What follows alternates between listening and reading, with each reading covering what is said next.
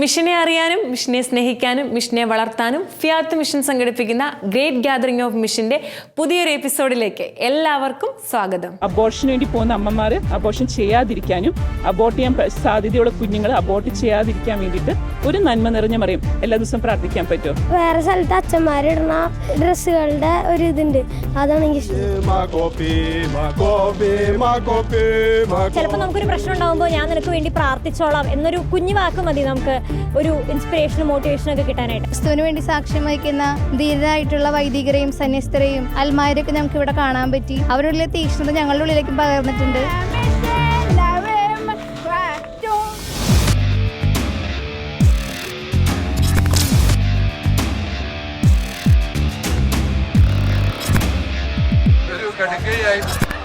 I love Jesus. I love Jesus.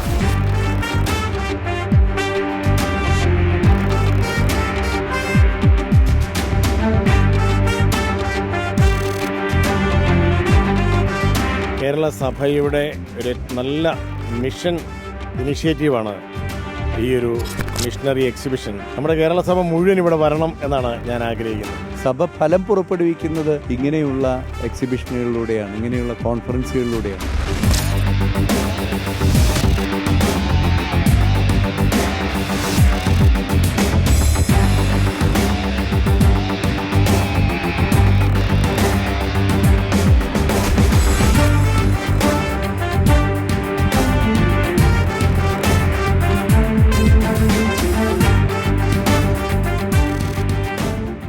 I love Jesus.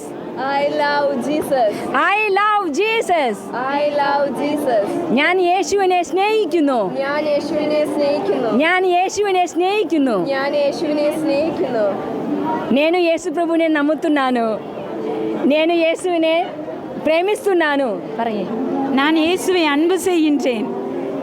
ഞാൻ യേശുവിനെ സ്നേഹിക്കുന്നു. ഞാൻ യേശുവിനെ സ്നേഹിക്കുന്നു.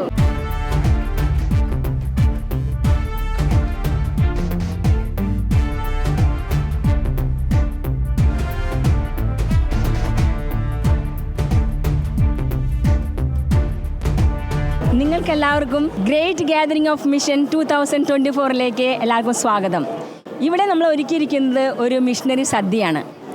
ആ മിഷണറി സദ്യ എന്ന് പറഞ്ഞു കഴിഞ്ഞാൽ വളരെയേറെ സർപ്രൈസുകളും വളരെയേറെ കാര്യങ്ങളും നമ്മളിവിടെ കാണിക്കാനായിട്ട് പോവുകയാണ്.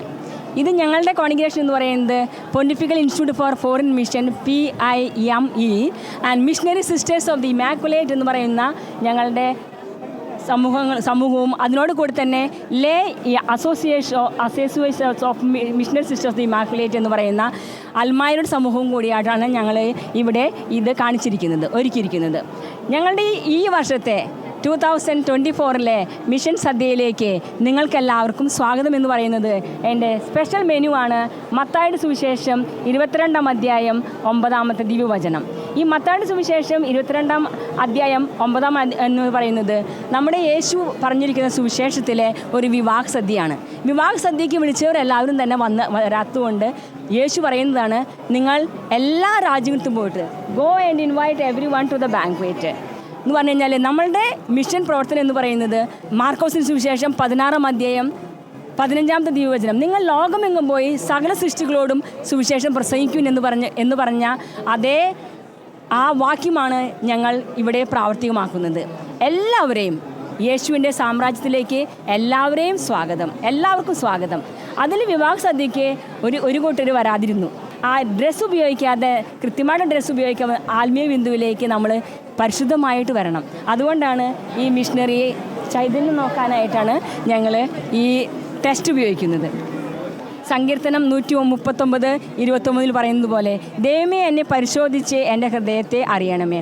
ഈ മിഷണറി സദ്യയിലേക്ക് വരുന്ന എല്ലാവരും തന്നെ ഒരു മിഷണറി തീഷ്ണതയുള്ളവരായിരിക്കണം. അതുകൊണ്ടാണ് മിഷണറി തെർമോമീറ്ററും നമ്മൾ ഉപയോഗിച്ചിട്ട് മിഷണറി തീഷ്ണത നമ്മൾ നോക്കുന്നത്. ഇങ്ങനെ മിഷണറി തീഷ്ണത നമ്മൾ നോക്കിയിട്ട് ഈ സിസ്റ്റർ പ്രിയങ്ക 40 വന്നിരിക്കുകയാണ്. 40 എന്ന് പറഞ്ഞു കഴിഞ്ഞാൽ ഭയങ്കര തീഷ്ണതയാണ്. ആ 40 എന്ന് പറയുന്നത് ഒബ്സഷൻ. ഒബ്സഷൻ എന്ന് പറഞ്ഞാൽ ഫിലിപ്പിയർക്ക് എഴുതിയ ലേഖനം 3-ാം അധ്യായം 8-ാം തിരുവചനം. എനിക്ക് മിഷണറി ആലോചന മാത്രമാണ്, യേശുവിനെ പ്രഘോഷിക്കുക, യേശു മാത്രമാണ്, ബാക്കിയെല്ലാം എനിക്ക് റബ്ബിഷാണ്. പിന്നെ എന്താ നമുക്ക് എന്തിൻ്റെ കുറവ്? അപ്പോൾ നമ്മൾ ഈ മിഷണറി തിഷനോട് കൂടിയിട്ട് നമ്മൾ മിഷണറി ഐറ്റംസ് ഇഷ്ടപ്പെട്ടു അല്ലേ? എല്ലാ മിഷണറി ഐറ്റംസും. മനുഷ്യൻ അപ്പം കൊണ്ട് മാത്രമല്ല ജീവിക്കുന്നത്, ദൈവത്തിൽ നിന്ന് വരുന്ന ഓരോ വചനം കൊണ്ടാണ് ജീവിക്കുന്നത്. ആ വചനമാണ് നമ്മുടെ ഫുഡ് അല്ലേ?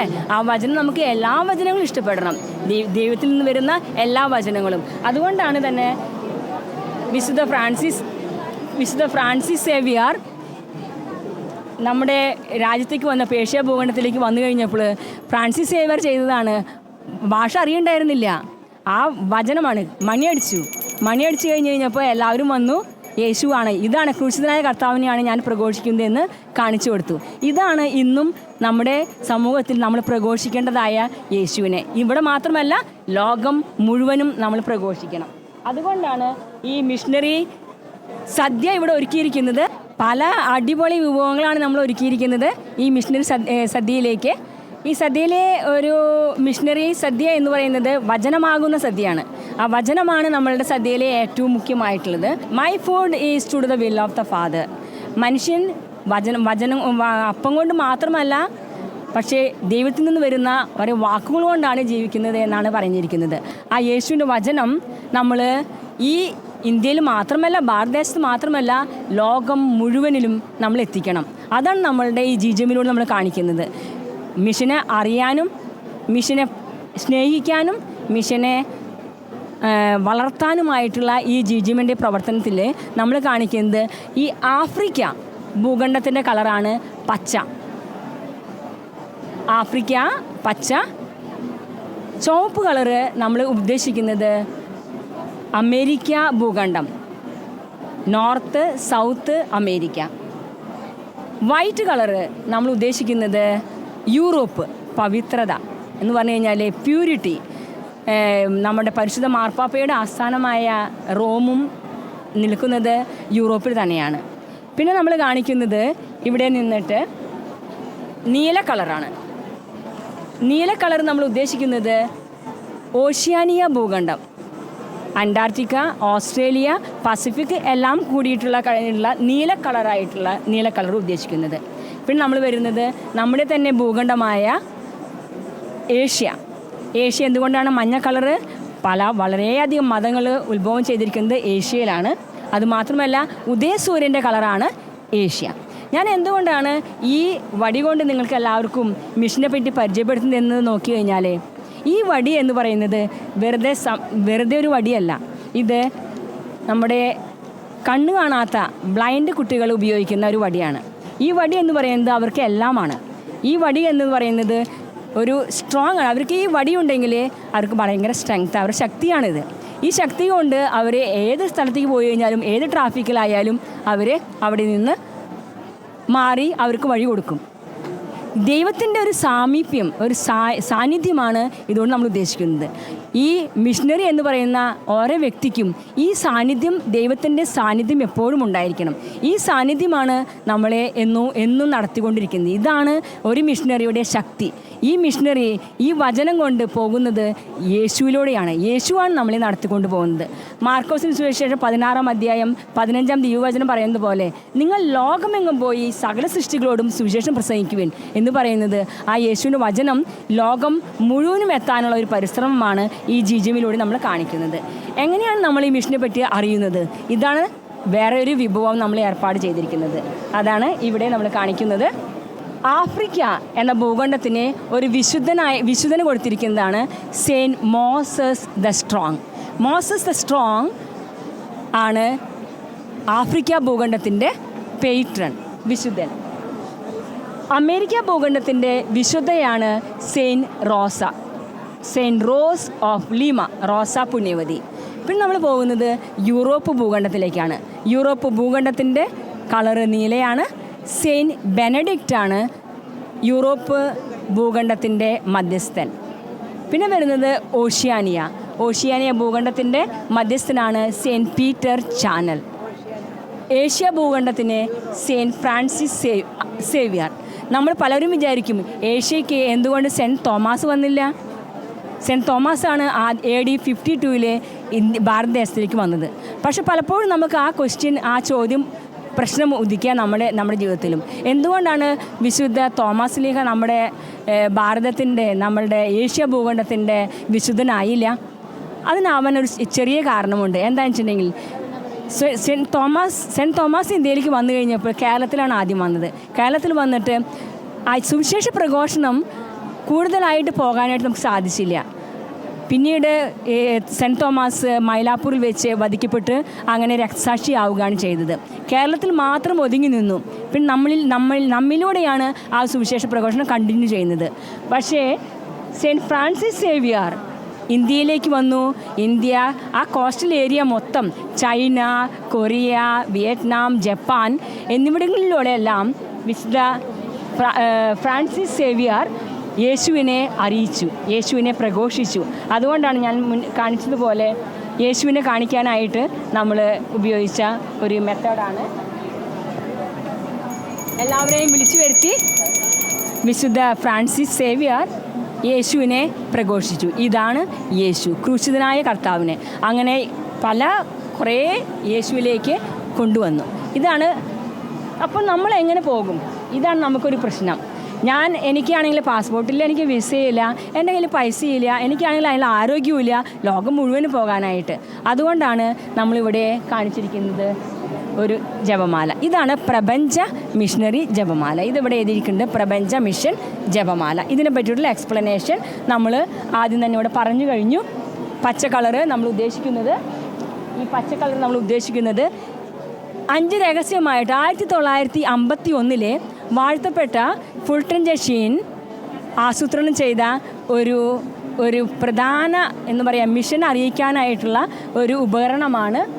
മിഷൻ രാജ്യങ്ങളിലേക്ക് അങ്ങനെ എത്തിപ്പെടുവാനായിട്ടുള്ളതാണ് ഇത് പ്രപഞ്ച മിഷൻ ജപമാല. ഈ ജപമാല എന്ന് പറഞ്ഞു കഴിഞ്ഞാൽ ഏത് വയ്യാത്തവരായാലും ഏത് മനുഷ്യരായാലും എല്ലാ പാവപ്പെട്ടവരായാലും നമുക്ക് എവിടെയായിരുന്നു ആയിരിക്കുന്ന സ്ഥിതിയിൽ തന്നെ മാമോദിസ സ്വീകരിച്ച നമ്മളെല്ലാവരും തന്നെ മിഷണറിമാരാണ്. ആ മിഷണറി ചൈതന്യം എങ്ങനെ നിലനിർത്താൻ സാധിക്കുമെന്നുള്ളത് ഈ മിഷണറി ജപമാലയിലൂടെ. നമുക്ക് 7 ഭൂഖണ്ഡങ്ങളാണുള്ളത്. പക്ഷേ 5 ഭൂഖണ്ഡങ്ങളായിട്ട് നമ്മൾ ഈ കത്തോലിക്ക സഭയിൽ നമ്മൾ തിരിച്ചിരിക്കുകയാണ്. ഈ 5 ഭൂഖണ്ഡങ്ങൾ എന്ന് പറയുന്നത് 5 രഹസ്യങ്ങളിൽ ഒതുക്കുകയാണ് നമ്മൾ. അപ്പം ഈ ജപമാല ചെല്ലുമ്പോൾ ആദ്യത്തെ രഹസ്യം ചെല്ലുമ്പോൾ നമ്മൾ ആഫ്രിക്ക ഭൂഖണ്ഡത്തിന് വേണ്ടിയിട്ട് നമ്മൾ പ്രാർത്ഥിക്കുകയാണ് പച്ച കളറിൽ. പിന്നെ നമ്മൾ രണ്ടാമത്തെ രഹസ്യം ചെല്ലുമ്പോൾ നമ്മൾ അമേരിക്ക ഭൂഖണ്ഡത്തിന് വേണ്ടി നമ്മൾ പ്രാർത്ഥിക്കുന്നു. പിന്നെ നമ്മൾ യൂറോപ്പ് ഭൂഖണ്ഡത്തിന് വേണ്ടി പ്രാർത്ഥിക്കുന്നു. അതോടുകൂടിയിട്ട് പിന്നെ ഓഷ്യാനിയ ഭൂഖണ്ഡത്തിന് വേണ്ടി പ്രാർത്ഥിക്കുന്നു. ഓഷ്യാനിയ എന്ന് പറഞ്ഞു കഴിഞ്ഞാൽ പസഫിക്, അന്റാർട്ടിക്ക എല്ലാം കൂടിയിട്ടുള്ളത്. പിന്നെ അവസാനം നമ്മൾ ഏഷ്യ ഭൂഖണ്ഡത്തിലേക്ക് വരുന്നു. അപ്പം നമ്മളെ സിസ്റ്റർ പ്രിയങ്ക നമ്മൾ ലോകം മുഴുവനും പോയിട്ട് സുവിശേഷം എത്തിച്ചോ ഇല്ലയോ? എത്തിച്ചു. അപ്പോൾ നമ്മളുടെ ഒരു ജപമാല, മിഷണറി ജപമാല ചെല്ലുകയാണെങ്കിൽ നമ്മൾ ലോകം മുഴുവനും പോയിട്ട് നമുക്ക് സുവിശേഷം എത്തിക്കാൻ സാധിക്കും. അപ്പോൾ ആരാണ് മിഷണറി? എല്ലാവരും മിഷണറിയാണോ? അതോ അച്ഛന്മാരും സിസ്റ്റേഴ്സും അൽമാരും മാത്രമാണ് മിഷണറി? അതുകൊണ്ടാണ് ആരാണ് മിഷണറി എന്ന് കാണിച്ചു തരാം. I have found it, I want to be missionary. ഇതാണ് ഞങ്ങളുടെ foundress mother Egilda Rodolfi, Italian missionary. ഒരു വിഷൻ ഉണ്ടാവുകയാണ്. 14 വയസ്സുള്ളപ്പോൾ ആ ഒരു ചെറിയ പെൺകുട്ടിക്ക് ഉണ്ടായ ഒരു വിഷനാണ് നിങ്ങൾ ലോകമെങ്ങും പോയി സുവിശേഷം പ്രസംഗിക്കാനായിട്ടുള്ള ഒരു വിഷൻ.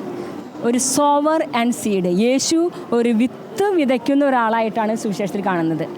അതേപോലെ തന്നെ ആ ചെറിയ പെൺകുട്ടിക്ക് കിട്ടിയ ഒരു ഉത്തേജനമാണ്. ആൾ പെട്ടെന്ന് എണീറ്റ് ഒരു മിഷണറി മാഗസിൻ കിട്ടിയിരിക്കുന്ന ഒരു വിഷനാണ്. പെട്ടെന്ന് എണീറ്റ് പറയാണ്, I have found it, I want to be a missionary. എനിക്കൊരു മിഷണറി ആവണം, എനിക്കൊരു മിഷണറി ആവണം. ആ മിഷണറി എന്ന് പറഞ്ഞു കഴിഞ്ഞാൽ ഇവിടെ കാണുന്ന ഇവരെല്ലാവരും തന്നെ ഞങ്ങളുടെ തന്നെ മിഷണറി, ഫീമെയിൽ മിഷണറി മാർട്ടേഴ്സാണ്. മാർട്ടേഴ്സ് എന്ന് പറഞ്ഞു കഴിഞ്ഞാൽ രക്തസാക്ഷികളാണ്. രക്തസാക്ഷി മാർട്ടർ എന്ന് പറഞ്ഞാൽ ഇംഗ്ലീഷിൽ പറയുന്ന മാർട്ടർ എന്ന് പറഞ്ഞാൽ ഗ്രീക്ക് ഭാഷയിൽ മാർത്തൂരിയോൺ എന്നാണ്. മാർത്തൂരിയൻ എന്ന് പറഞ്ഞു കഴിഞ്ഞാൽ രക്തസാക്ഷി എന്നാണ് അതിനർത്ഥം. വിറ്റ്നസ്, ഇംഗ്ലീഷിൽ പിന്നെ വിറ്റ്നസ് എന്ന് പറയും. അപ്പോൾ നമ്മളുടെ സാക്ഷികളാകാനായിട്ടാണ് വിളിച്ചിരിക്കുന്നത്. അപ്പസ്തോല പ്രവർത്തനം 1-ാം അധ്യായം 8-ാമത്തെ ദിവചനം പറയുന്നുണ്ട്, നിങ്ങൾ പരിശുദ്ധാത്മാവിനെ സ്വീകരിക്കുമ്പോൾ നിങ്ങൾ എനിക്ക് സാക്ഷികളായിരിക്കും. ജെറൂസലേം, സമറിയ, യൂദയ മാത്രമല്ല ലോകത്തിൻ്റെ അതിർത്തികൾ വരെയും നിങ്ങൾ എനിക്ക് സാക്ഷികളായിരിക്കും. ആ സാക്ഷികളാവാനായിട്ടാണ് അപ്പോസ്തല പ്രവർത്തനം 1-ാം അധ്യായത്തിൽ 9-ാമത്തെ വചനം പറയുന്നത്, എല്ലാവരും നോക്കിക്കൊണ്ടിരിക്കെ യേശുവിനെ സ്വർഗത്തിലേക്ക് സ്വർഗാരോഹണം ചെയ്തു എന്നാണ് പറയുന്നത്. എല്ലാവരും നോക്കിക്കൊണ്ടിരിക്കെ, നോക്കുക എന്ന് പറയുന്നത് വിറ്റ്നസ്സാണ്, എന്നെ ഐ വിറ്റ്നസ്സാണ്. അപ്പോൾ അതുകൊണ്ടാണ് മാർത്തൂരിയോൺ എന്ന് പറഞ്ഞു കഴിഞ്ഞാൽ രക്തസാക്ഷികളാവാനായിട്ടുള്ള വിളിയാണ് നമുക്കുള്ളത്. ഒരു മിഷണറി ആകുക എന്നുള്ളത് വെറുതെ ഒരു വിളിയല്ല.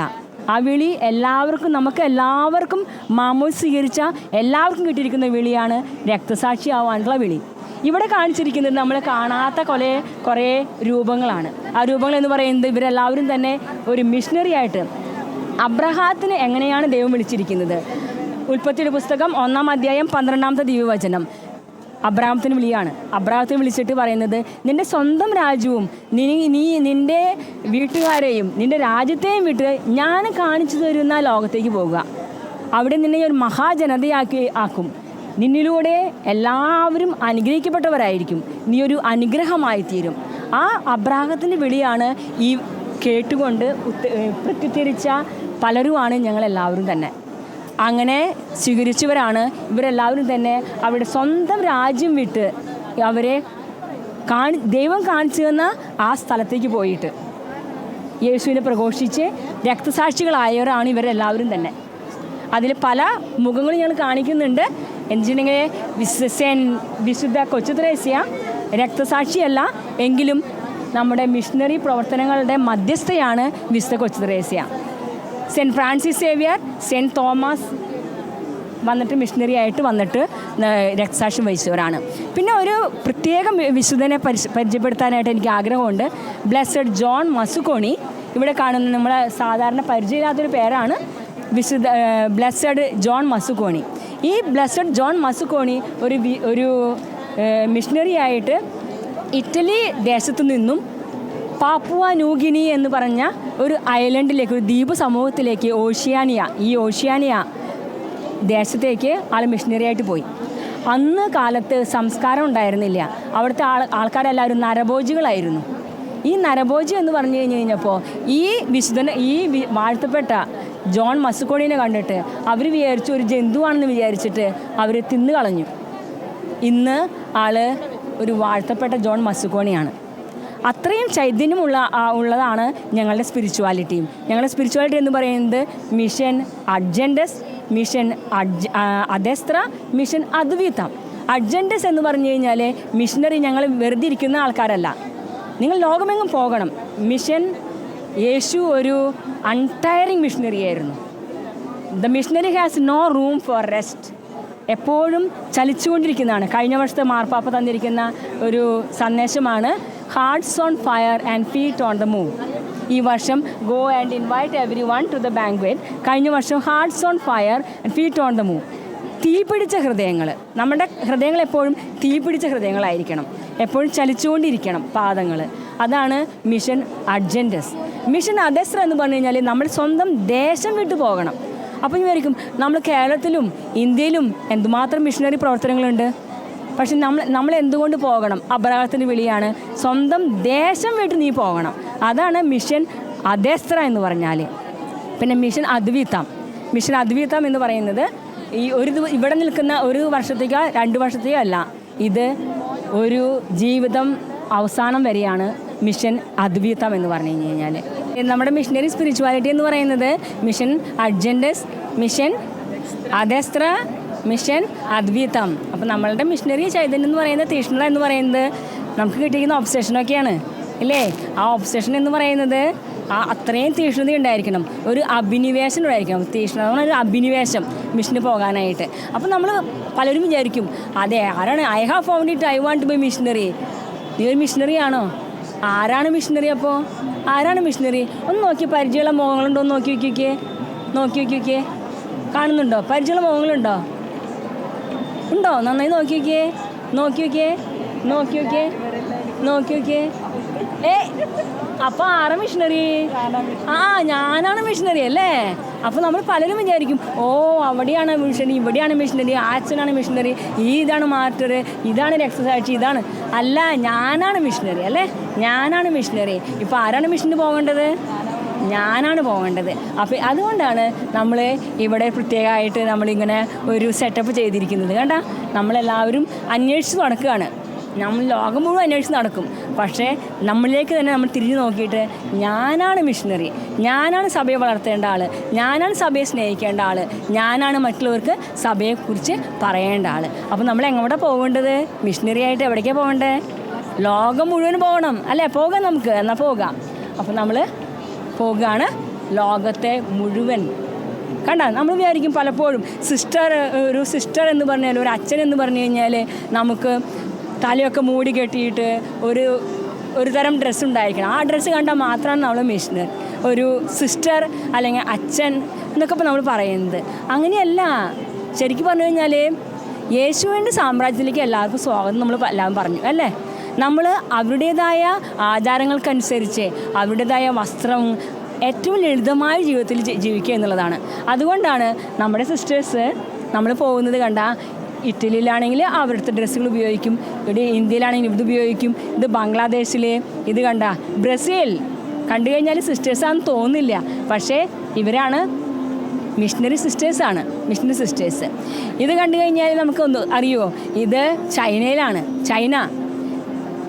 ചൈനയിലെ സിസ്റ്റേഴ്സാണ് ഇവിടെ നമ്മൾ കാണുന്നത്. ഈ സിസ്റ്റർ മണിപ്പൂരിൽ നിന്ന് ചൈനയിലേക്ക് പോയിട്ടുള്ള സിസ്റ്ററാണ്.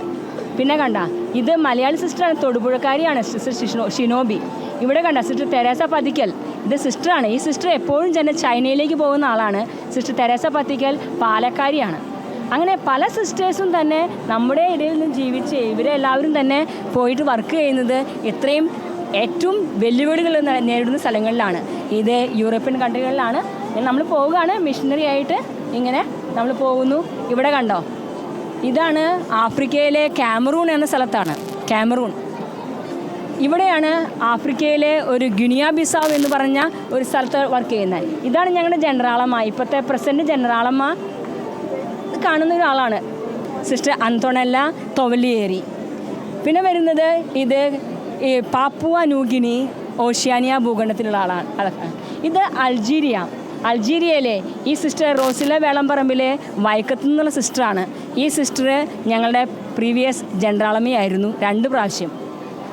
പിന്നെ ഇത് ചാഡ് സിസ്റ്റർ ഹെലൻ, ഇത് തമിഴ്നാട്ടിൽ നിന്നുള്ള സിസ്റ്ററാണ്. പിന്നെ ഇവിടെ തുണീസിയയിൽ നിന്ന് രാജസ്ഥാനിൽ നിന്നുള്ള സിസ്റ്ററാണ് തുണീസിയയിൽ പോയി വർക്ക് ചെയ്യുന്നത്. തുണീസിയ ആഫ്രിക്ക ഭൂഖണ്ഡത്തിലുള്ളതാണ്. പിന്നെ നമ്മൾ മിഷണറി ചൈതന്യം എന്ന് പറയുന്നത് ഒരിക്കലും അവസാനിക്കുന്നതല്ല. ഈ മിഷണറി ചൈതന്യം ഇങ്ങനെ മുന്നോട്ട് കൊണ്ടുപോകും. പരിശുദ്ധ പിതാവിൻ്റെ ഉത്ബോധനം എന്താണെന്ന് വെച്ചാൽ ഗോ ആൻഡ് ഇൻവൈറ്റ് എവരിവൺ, എല്ലാവർക്കും യേശുവിനെ കൊടുക്കുക, യേശുവിനെ സ്നേഹിക്കാൻ പഠിപ്പിക്കുക, നമ്മൾ യേശുവിനെ സഭയെ വളർത്തുക. അതുകൊണ്ടാണ് നമ്മൾ പ്രിയങ്ക നമുക്ക് ഐ ലവ് ജീസസ് എന്ന് പറയാം. ഞാനൊരു മിഷണറിയാണ്. ഞാൻ വരുന്നത് ചിറ്റാട്ടുകര എന്ന് പറഞ്ഞ തൃശ്ശൂർ രൂപതയിലത്തെ ചിറ്റാട്ടൂർ എന്ന ഒരു ഗ്രാമത്തിൽ നിന്നാണ്. പക്ഷെ ഞാൻ മിഷണറി ആയിട്ട് വർക്ക് ചെയ്യുന്നത് ഈ ലോകത്തിലെ എല്ലായിടത്തുമാണ്. എനിക്ക് മിഷണറി എന്ന് പറഞ്ഞു കഴിഞ്ഞാൽ എൻ്റെ കേരളത്തിൻ്റെ രാജ്യത്ത് മാത്രം നിൽക്കേണ്ടതല്ല, തൃശ്ശൂർ രൂപതയിൽ മാത്രം നിൽക്കേണ്ടതല്ല, ലോകം മുഴുവനും എത്തേണ്ടതാണ്. ഇപ്പോൾ മിഷണറി ആയിട്ട് ഞാൻ ഇന്തോനേഷ്യ മിഷനിലേക്ക് പോവുകയാണ്. അപ്പോൾ ഞങ്ങൾ പെന്തക്കോസ്ത് തിരുനാൾ ദിവസമാണ് ഞങ്ങൾക്ക് മിഷണറി ആയിട്ട് അയക്കുന്നൊരു ദിവസം. നമുക്കറിയാം പെന്തക്കോസ്ത് തിരുനാൾ ദിവസമാണ് ശിഷ്യന്മാർക്ക് പരിശുദ്ധാത്മാവിൻ്റെ അഭിഷേകത്താൽ ലോകത്തിലെ എല്ലാ സ്ഥലങ്ങളിലേക്കും മിഷണറി ആയിട്ട് യേശുവിനെയും കൊണ്ടുപോയത്. അതുപോലെ തന്നെ പെന്തക്കോസ്ത് തിരുനാൾ ദിവസം ഞങ്ങളുടെ ജനറാളമ്മ, ഞങ്ങളുടെ കോൺഗ്രിഗേഷൻ്റെ ഏറ്റവും വലിയ വ്യക്തി, മിഷന് പോകാനായിട്ട് ഞങ്ങൾക്ക് എല്ലാവർക്കും ഒരു മിഷണറി മാൻഡേറ്റ്, മിഷണറി ഉത്തരവാദിത്വം തരും. ആ ഉത്തരവാദിത്വം എനിക്കും ഈ വർഷം കിട്ടാൻ പോവുകയാണ്. ഞാൻ അതിനായിട്ട് മെയ് 19 കാത്തിരിക്കുകയാണ്. അപ്പം ഞാൻ ഐ ലവ് ജീസസ്, ഞാൻ യേശുവിനെ സ്നേഹിക്കുന്നു. என் இயேசுவை நான் அன்பு செய்கின்றேன். ഞാൻ യേശുവിനെ സ്നേഹിക്കുന്നു. என் இயேசுவை நான் என்றும் அன்பு செய்கின்றேன். నేను యేసు ప్రభునే ప్రేమిస్తున్నాను. నేను కూడా యేసు ప్రభుని ప్రేమిస్తున్నాను. मैं यीशु को प्यार करती हूँ. యేసు ప్రభుకు प्यार करती हूँ. I love Jesus. I love Jesus. जय यीशु. जय यीशु. ഇന്നത്തെ GGMന്റെ എപ്പിസോഡ് ഇവിടെ അവസാനിക്കുകയാണ്. അടുത്ത ആഴ്ച കൂടുതൽ വിശേഷങ്ങളുമായി വീണ്ടും നമുക്ക് കണ്ടുമുട്ടാം. പരസ്പരം പ്രാർത്ഥനയിലായിരിക്കാം. നന്ദി.